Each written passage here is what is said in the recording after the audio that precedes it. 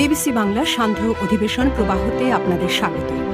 আজ আপনাদের সাথে লন্ডন স্টুডিও থেকে আছি মানসী বড়ুয়া। বিবিসি বাংলার সব রেডিও শ্রোতাকে সুদীর্ঘ সময় আমাদের সাথে থাকার জন্যে, আমাদের বেতার সাংবাদিকতার উপর আপনাদের আস্থা রাখার জন্য বিবিসি বাংলার সবার পক্ষ থেকে আন্তরিক ধন্যবাদ। আর ঢাকায় আমার সাথে থাকছেন আকবর হোসেন। মার্কিন করিডোর নয়, এটা হবে ট্রাম্পের সৈন্যদের কবরস্থান, ইরানের নজিরবিহীন হুঁশিয়ারি।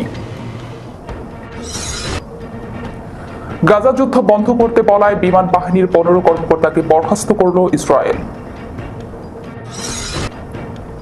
ইসরায়েল আমেরিকার বিরুদ্ধে নতুন হুঁশিয়ারি, রহস্যময় ক্ষেপণাস্ত্রের ঘোষণা ইরানের। টার্গেট ভারত ও যুক্তরাষ্ট্র, পারমাণবিক অস্ত্র ও সামরিক সক্ষমতা দ্রুত বাড়াচ্ছে চীন। যুক্তরাষ্ট্রকে টার্গেটে রেখে নতুন সামরিক ঘাঁটি বানালো উত্তর কোরিয়া। রাশিয়ার বিরুদ্ধে এবার রোবট দিয়ে লড়াইয়ের পরিকল্পনা ইউক্রেনের। শুনছিলেন সংবাদ শিরোনাম, এবার বিস্তারিত।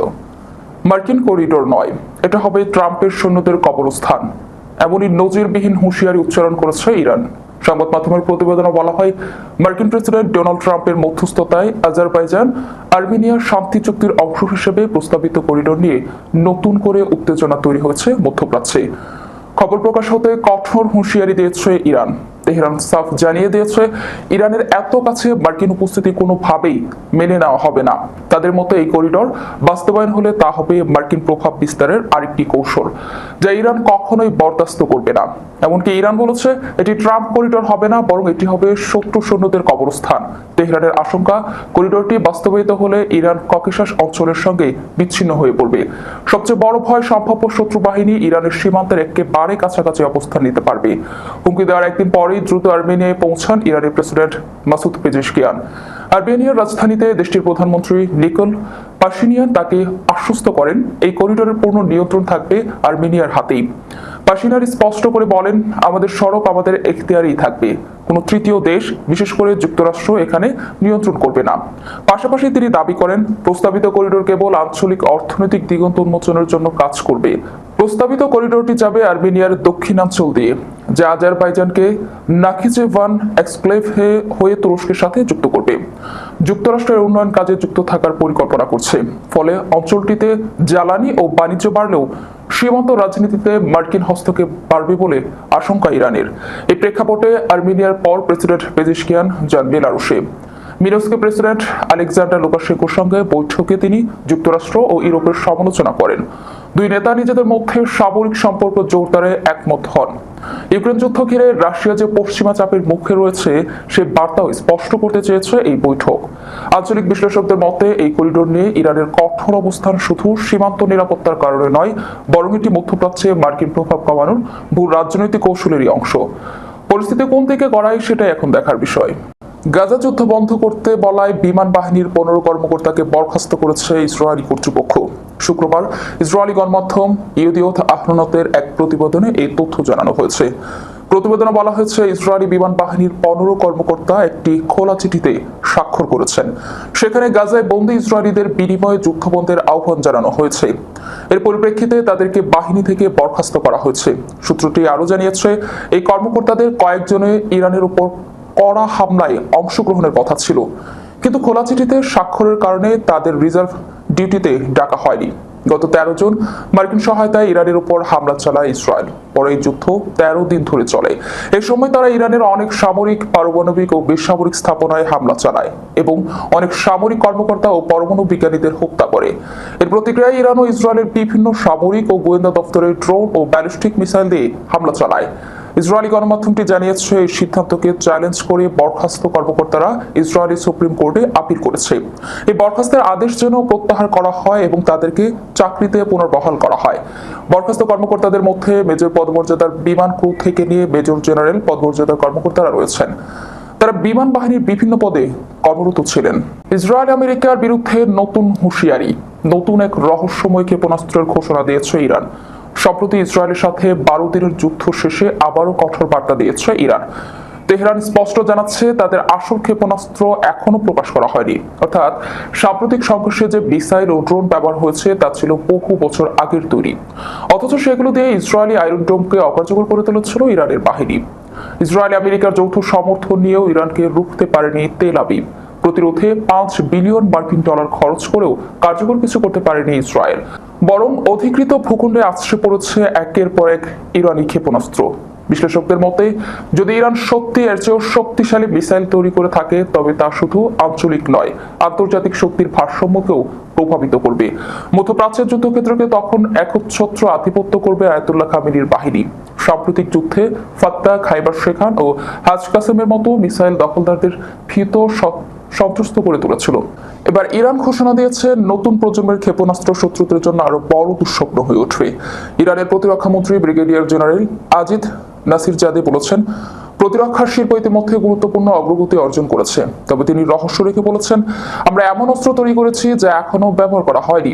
শত্রুপক্ষ ভবিষ্যতে আগ্রাসন চালালে সেসব ক্ষেপণাস্ত্রই হবে আমাদের জবাব। আল মায়াদিন জানিয়েছে, ইরান যে মিসাইলগুলো ব্যবহার করেছে তা বহু বছর আগের, অথচ সেগুলো দিয়েই শত্রুকে চূর্ণ করেছে তেহরান। একই সঙ্গে নতুন ক্ষেপণাস্ত্রগুলোকে বলা হচ্ছে প্রজন্মের সবচেয়ে কার্যকরী, তবে সেগুলো বিস্তারিত এখনো প্রকাশ করেনি ইরান। পারমাণবিক অস্ত্র ও সামরিক বাহিনীর সক্ষমতা জোরদারের প্রস্তুতি নিচ্ছে চীন। শুধু অস্ত্রের সংখ্যা নয়, পারমাণবিক বাহিনী ও সংশ্লিষ্ট অবকাঠামোতেও ব্যাপক সম্প্রসারণ করছে বিশ্বের অন্যতম শীর্ষ অর্থনীতির এই দেশটি। সম্প্রতি বার্তা সংস্থা রয়টার্সের এক প্রতিবেদনে এবং মার্কিন প্রতিরক্ষা বিশ্লেষকদের পর্যবেক্ষণে এমন তথ্য উঠে এসেছে। বিশেষজ্ঞরা বলছেন, প্রচলিত সেনা শক্তির পাশাপাশি চীন এখন তার পারমাণবিক বাহিনীকে আকার, পরিসর ও ক্ষমতার দিক দিয়ে দ্রুত বাড়িয়ে তুলছে। এই প্রসঙ্গে যুক্তরাষ্ট্রের পারমাণবিক বাহিনীর প্রধান জেনারেল অ্যান্টনি কটন গত মার্চে কংগ্রেসকে জানান, চীনের প্রেসিডেন্ট শি জিনপিং এর নির্দেশে পিপলস লিবারেশন আর্মি 2027 সালের মধ্যে তাইওয়ান দখলের প্রস্তুতি নিচ্ছে।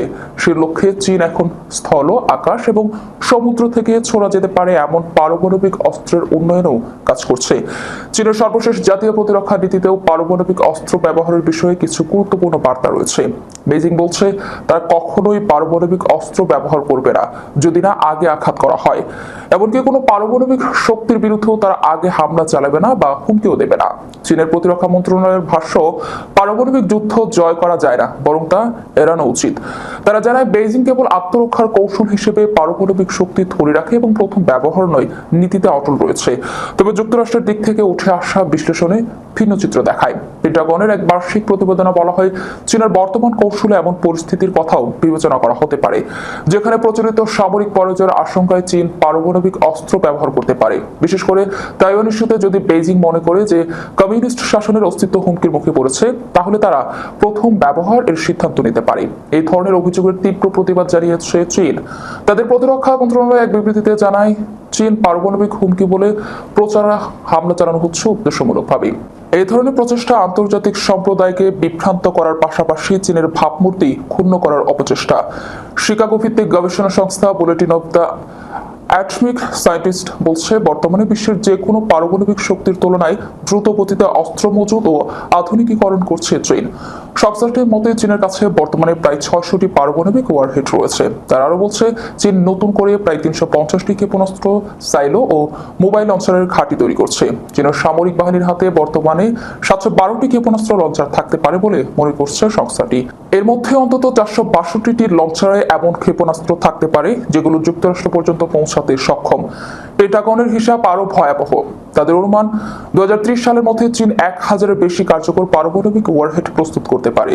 শুধু ছোট আকারের নির্ভুল স্ট্রাইক ক্ষেপণাস্ত্র নয়, বরং বহু মেগাটন শক্তির আন্তঃমহাদেশীয় ব্যালিস্টিক ক্ষেপণাস্ত্র তৈরির দিকেও অগ্রসর হচ্ছে চীন। যুক্তরাষ্ট্রকে টার্গেটে রেখে নতুন সামরিক ঘাঁটি বানালো উত্তর কোরিয়া। পারমাণবিক অস্ত্র নিয়ে আবারও আন্তর্জাতিক অঙ্গনে আলোচনা এসেছে উত্তর কোরিয়া। দেশটির নেতা কিম জং উন সম্প্রতি ঘোষণা দিয়েছেন, উত্তর কোরিয়ার পারমাণবিক সক্ষমতা আরও বাড়ানো হবে। এটি ধারাবাহিকতায় চীন সীমান্তের কাছে একটি গোপন সামরিক ঘাঁটি নির্মাণ করেছে পিয়ংইয়ং, যেখানে মোতায়েন রয়েছে কমপক্ষে 9টি ইন্টারকন্টিনেন্টাল ব্যালিস্টিক মিসাইল ICBM। মার্কিন think tank centre for strategic and international strategy CSIS এর জরিপ অনুযায়ী সিংপং ডং নামের এই ক্ষেপণাস্ত্র খাঁটি চীন সীমান্ত থেকে মাত্র 27 কিলোমিটার দূরে। সেখানে অন্তত 20টি ব্যালিস্টিক মিসাইল রক্ষণাবেক্ষণ ও মোতায়েনের সক্ষমতা রয়েছে। বিশেষজ্ঞদের মতে এই উদ্যোগ সরাসরি যুক্তরাষ্ট্রের জন্য পারমাণবিক হুমকি তৈরি করছে। 21 আগস্ট ব্রিটিশ সংবাদমাধ্যম দ্য গার্ডিয়ানও বিষয়টি নিশ্চিত করেছে। তবে উত্তর কোরিয়ার পক্ষ থেকে এখনও এ নিয়ে কোনো আনুষ্ঠানিক মন্তব্য পাওয়া যায়নি। নতুন আইসিবিএম খাঁটি যুক্তরাষ্ট্র ও মিত্র দেশগুলোর জন্য তাৎপর্যপূর্ণ হুমকি। উত্তর কোরিয়া স্পষ্ট করে দিয়েছে, পশ্চিমা চাপ ও নিষেধাজ্ঞা সত্ত্বেও তারা পারমাণবিক কর্মসূচি চালিয়ে যাবে। রাশিয়ার সাথে সামরিক সহযোগিতা উত্তর কোরিয়ার কৌশলগত অবস্থান আরও শক্তিশালী করছে।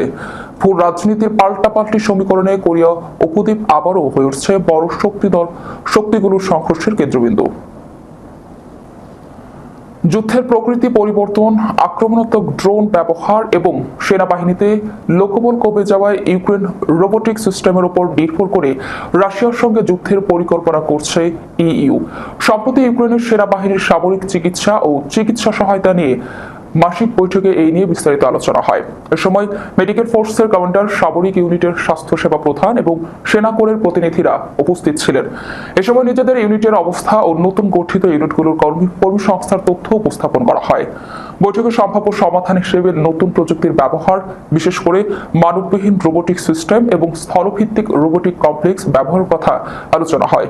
বৈঠক শেষে ইউক্রেনের সেনাবাহিনীর কমান্ডার ইন চিফ আলেকজান্ডার তিরস্কি তিনি বলেন, যুদ্ধের পরিস্থিতি সত্যিই জটিল। দোনেৎস্ক অঞ্চলের উত্তরের পেক্রোভস্ক অঞ্চলকে সবচেয়ে কঠিন সেক্টর হিসেবে উল্লেখ করেছেন। ওই অঞ্চলে প্রতিদিন প্রায় 50টি হামলা চালাচ্ছে রাশিয়ার সেনারা। সিরস্কি জানায়, ইউক্রেনের কাছে রাশিয়ার তুলনায় কম সামরিক সম্পদ রয়েছে, তাই দূরবর্তী বা স্বয়ংক্রিয়ভাবে পরিচালিত অস্ত্র ব্যবহার করার পরিকল্পনা করা হয়েছে। এবছরের মধ্যে 15,000 গ্রাউন্ড রোবোটিক প্ল্যাটফর্ম মোতায়েন করা হবে। যাবার আগে শিরোনামগুলো জানিয়ে দিব আরও একবার। মার্কিন করিডোর নয়, এটা হবে ট্রাম্পের সৈন্যদের কবরস্থান, ইরানের নজিরবিহীন হুঁশিয়ারি।